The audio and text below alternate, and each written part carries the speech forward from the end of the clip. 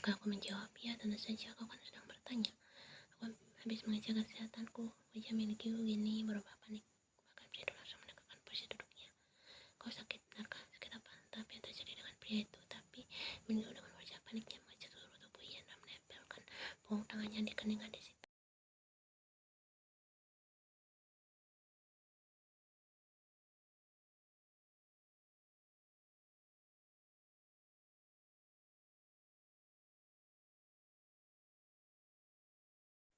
Rasa sesak sekaligus tebaran di hatinya kembali muncul lagi.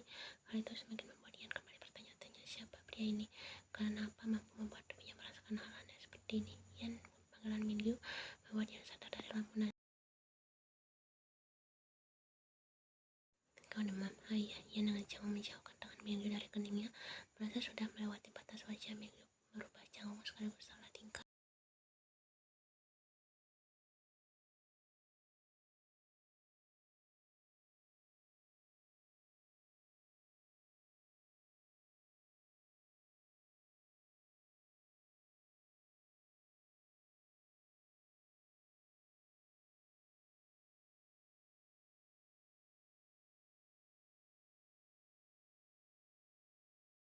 Kau tak menangis lagi. Nih, Minggu mengernyit bingung mendengar pertanyaan Ian barusan. Biasanya jika melihatku kau akan menangis. Perkataan polos itu langsung membuat Minggu tergagap. Haruskah aku menangis sekarang? Jangan, aku tidak bisa membuat lelucon agar kau berhenti menangis.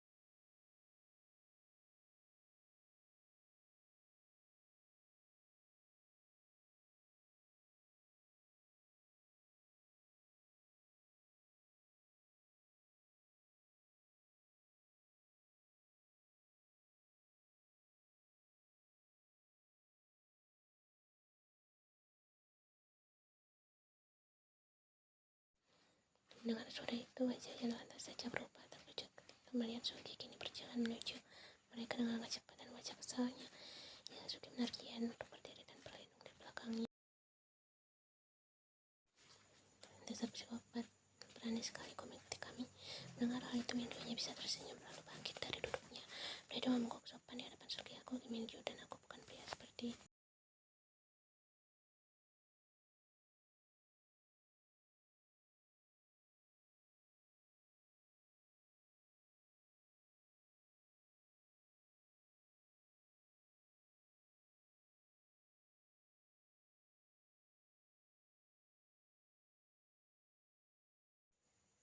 Kau tak percaya denganmu. Aku bukan orang jahat, aku dan Ian teman, potong Ian.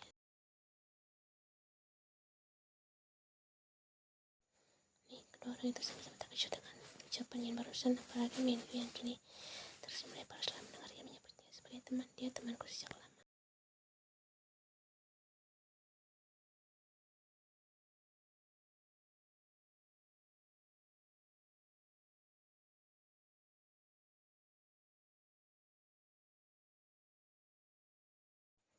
Ian, aku baru bertemu dengan dia beberapa kali.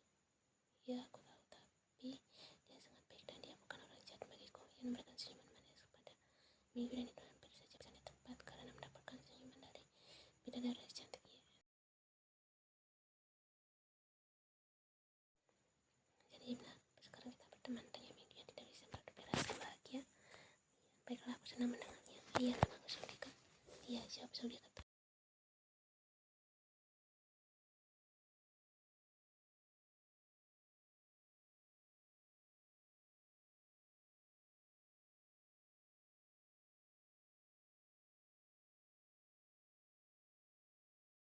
Aku pamit permisi, sampai jumpa lain waktu. Minggu pergi dari hadapan mereka berdua setelah melambaikan tangannya. Suki menoleh ke arah Ian dan dia dibuat terkejut ketika melihat Ian meneteskan air matanya. Ian, aku menangis. Ian masih tekun menatap lurus ke depan. Penontonan Minggu tadi sukses membuat Ian merasakan sesak di dadanya. Kalimat itu entah mengapa seperti pernah dia dengar sebelumnya.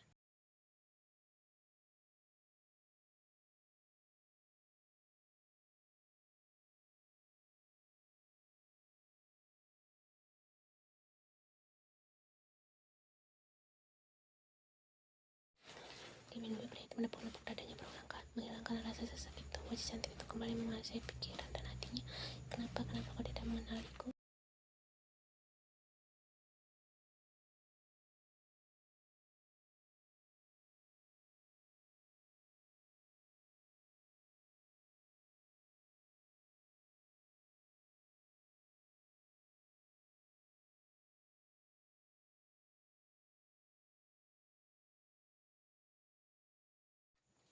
Bukit tinggi menjulang dengan seorang gadis yang mempunyai tubuh mungil itu terlihat sangat menggemaskan dan juga serasi. Faktor perbedaan tinggi badannya sangat jauh cukup membuat siapapun gemas dengan pasangan satu ini.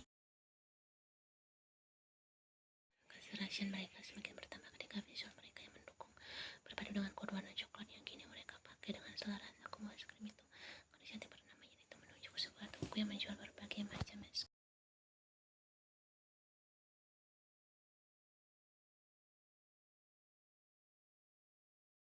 Udaranya sangat dingin, nanti aku bisa sakit jika makan es krim di pagi hari. Para pria itu sambil mencubit hidungku. Lonceng gadisnya dengan gemas. Oh, kamu dari wantu es krim, bilangnya sambil menggoyang-goyangkan lengan panjang prianya.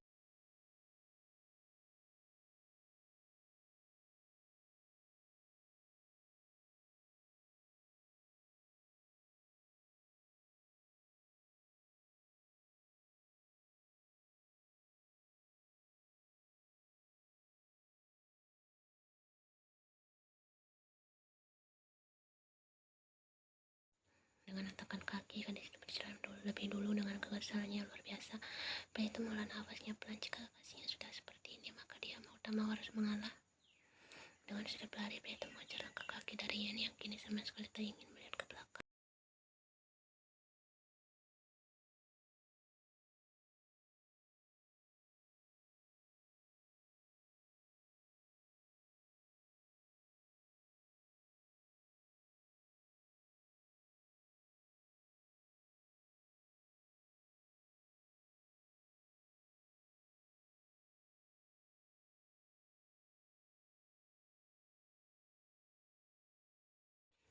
Want to buy ice cream with me, basic. Minggu di telinga gadis itu. Yen menekan langkahnya, gadis itu pelan mundur.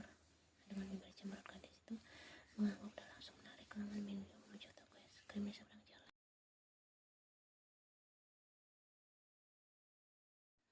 Melihat tingkah lucu itu, Minggu tidak tertawa sekaligus gemas. Mereka berdua memasuki toko es krim tersebut dengan mata yang berbinar. Ia langsung memesan 2 cup es krim rasa strawberry.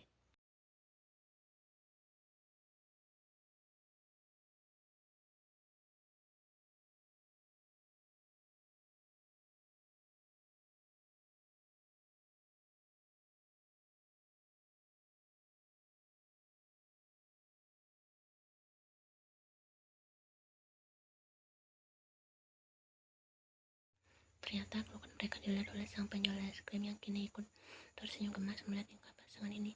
Es krim yang mereka pesan akhirnya sudah jadi dan mereka keluar dari toko setelah bayar es krim.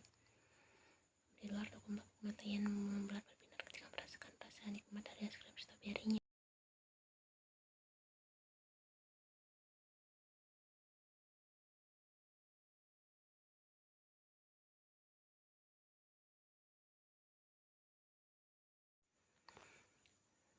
Pada ciuman terakhir, terima kasihnya ucap Redo dengan sultan senyum manis. Tidak mau menolak Yen dengan santai, maka gadis itu masih lanjut memakan es krimnya.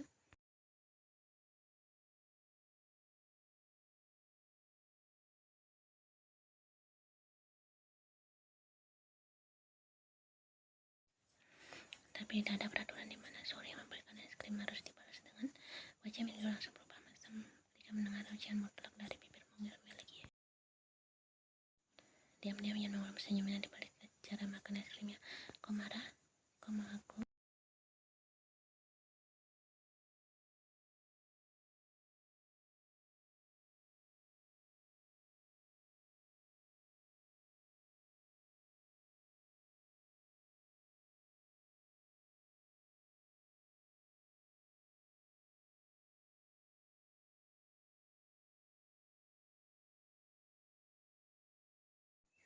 Minggu merengek sakitan sambil mengelus pipi kirinya yang kini memerah. Yen memang mencium pipinya, tapi setelah itu gadis itu langsung menggigit pipi Minggu dengan gemas. Hal itu yang akan selalu Yen lakukan ketika dia sedang gemas sekaligus kesal dengan Minggu. Sakit tahu, Minggu pada sepal dan meratapi pipinya yang kini memerah.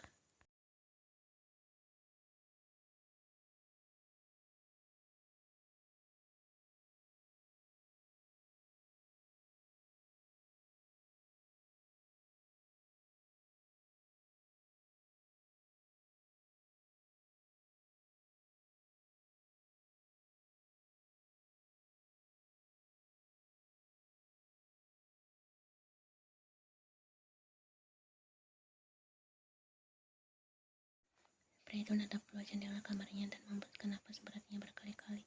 Rasa rindu itu semakin besar dan akhir-akhir ini tidak kuat menahan rasa rindu hingga membuat ia menangis setiap malam. Dan dia rindu gadis mulutnya, dia rindu wajahnya, dia rindu wajah cantiknya, dan dia kasih sayangnya, dan dia sangat merindukannya.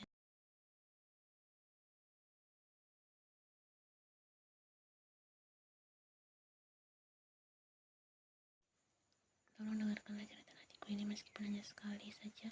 Setiap hari dan malam yang kulalui, aku merasa kehilanganmu. Meskipun kau tak di sampingku lagi, meskipun aku tak mampu melihatmu sekarang di hatiku, kau tidak akan pernah berubah. Meskipun aku berusaha meyakinkan diri ini, tetap saja semua tidak sama seperti dulu.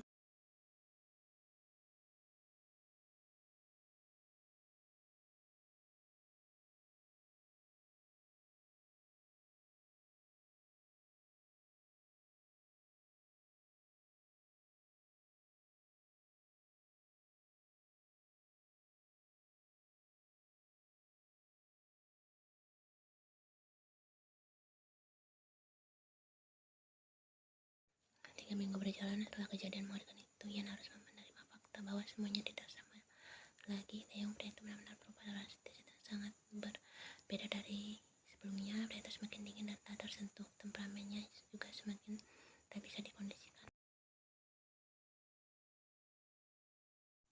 Ian benar-benar tidak merasakan lagi kasih sayang dari pria, mengakui bahwa dia adalah miliknya. Ia tidak merasakan kelembutannya lagi, tidak ada lagi sambutan pagi, tidak ada lagi saling menyapa, tidak ada lagi selamat malam, tidak ada lagi senyuman, dan pria itu semakin tidak berperasaan sama.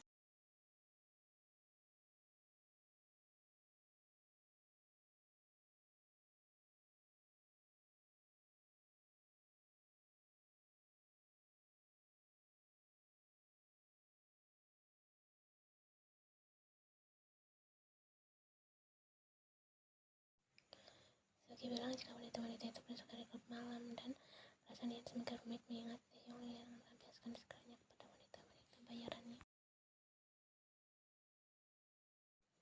Seperti pada malam ini, contohnya, pria itu kembali membawa seorang wanita, dan saat Ian keluar dari kamarnya, tubuh gadis itu tak sengaja ditabrak oleh kedua orang yang dalam keadaan setengah mabuk.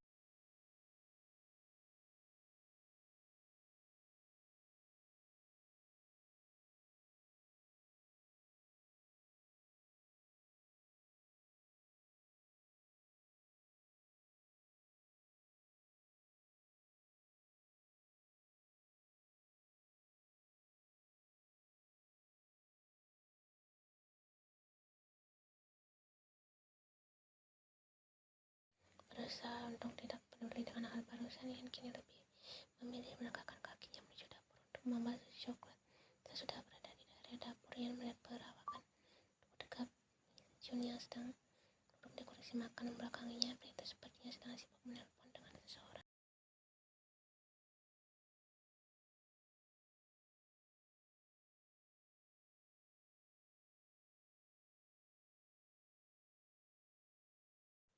Pastikan semuanya tepat sasaran, tetap ikuti target kita hingga waktunya tiba, dan terus pantau pergerakan anak dari Menteri Pariwisata itu. Jun sedikit terkejut ketika melihat sosok Ian yang kini masuk dapur dan membawa kulkas dengan tenang. Pria itu dengan cepat memastikan sambungan teleponnya, dan setelah menormalkan ekspresi terkejutnya, pria berwajah dingin itu bersuara.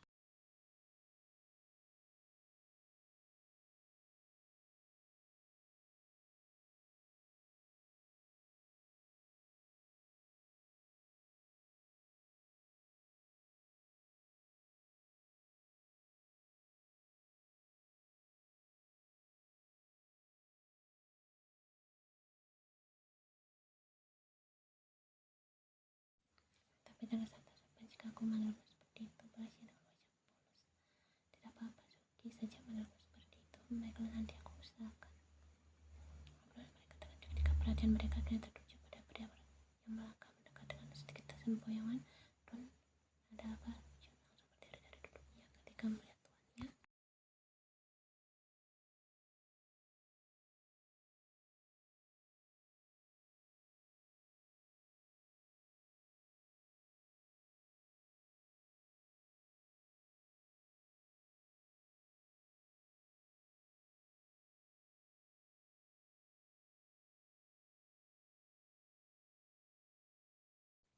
Dia menundukkan tubuhnya di kursi makan sambil terus minum air dinginnya.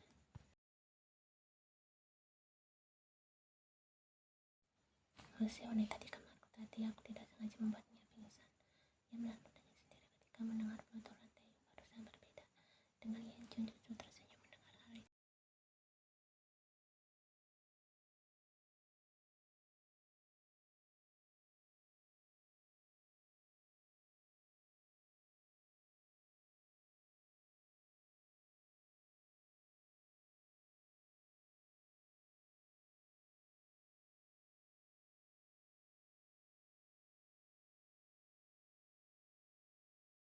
Kenapa aku kaget karena Yan mulai sadar dari kebekuannya. Gadis itu dengan tenang dan tanpa mempedulikan perkataan Taeyong, dia kembali menunjukkan cara membuat susu. Aku tidak akan jika dia tidak menggangguku. Yan masih diam. Mungkin wanita itu tidak berniat untuk membalas perkataan pria yang dia pikir masih dalam keadaan mabuk tersebut.